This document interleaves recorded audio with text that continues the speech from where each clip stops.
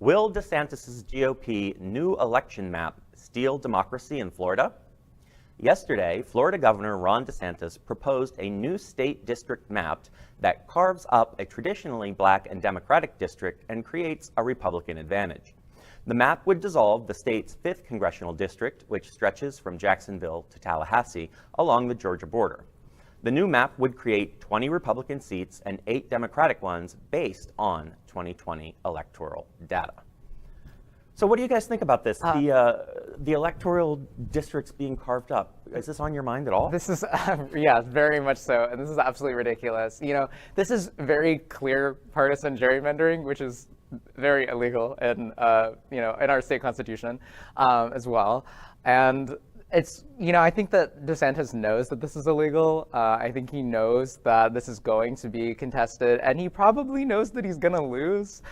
He's really just trying to delay things, and I think just cause a ruckus for absolutely no reason, as per usual. It's his usual thing. I read the article, and honestly, I didn't even know what to think, because it was just so insane how he was like saying that the Democratic Party is like always pushing an agenda, and I don't understand how he can do that and then go ahead and say that it's what he's doing is not gerrymandering, because what he's doing is he's getting his lawyers to do everything possible to tweak the words to try and get around it, but there's no getting around it. So if our Florida government wants white supremacist support, what are we to do?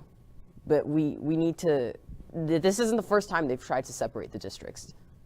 And so we're going to lose several important people in our government for our state, and I feel like it's not going to go well. Well, and that's an interesting point about this too, is that even Republican leaders are saying that this is not going to Exactly. This is not going to fly because they've tried it before. Well, they've tried it before, but what it's going to do is it's going to hold out just long enough to screw with the midterm elections and to screw with the primaries. Absolutely. That's the point. Yeah. Right, because people need to know what candidates they're voting for, right? Candidates need to know what district they're running in exactly. right now. How are they supposed to run if they don't have a district? If this gets contested, then we don't even know how many districts we have in Broward or Palm Beach or Miami-Dade or anywhere else. And it's just to cause chaos. I don't understand why we're fixing if we're trying to fix a system that wasn't specifically broken. It's functioning exactly as intended.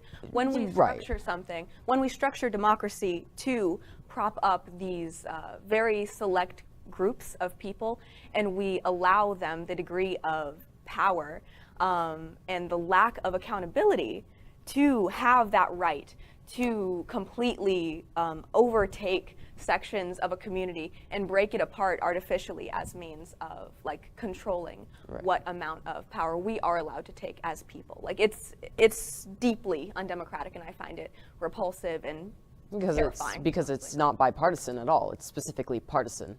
And how are they going to run that? How is that? It's bipartisan democracy. Well, and the fact is that it doesn't matter when you're controlling the state legislature and the governor's mansion as well. So they can basically put through anything they want.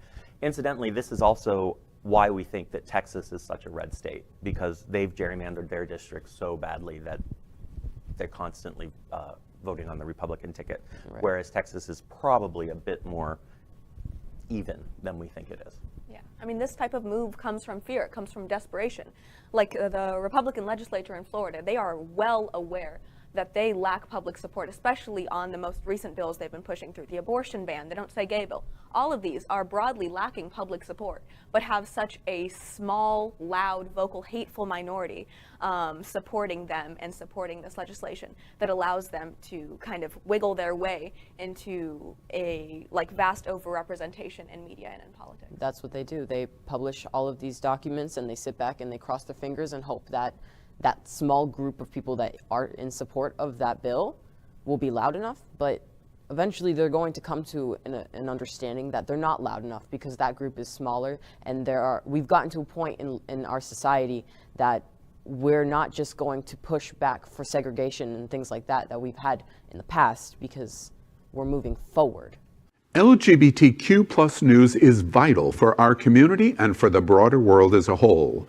We have enough enemies at Fox News. Tucker, Sean, and Laura are loud. We need passionate allies. Happening Out Television Network, Queer News Tonight, and It's Happening Out are literally out of the closet and into the headlines. Our community needs your support. Like this broadcast and subscribe now to ensure the growth of the entire LGBT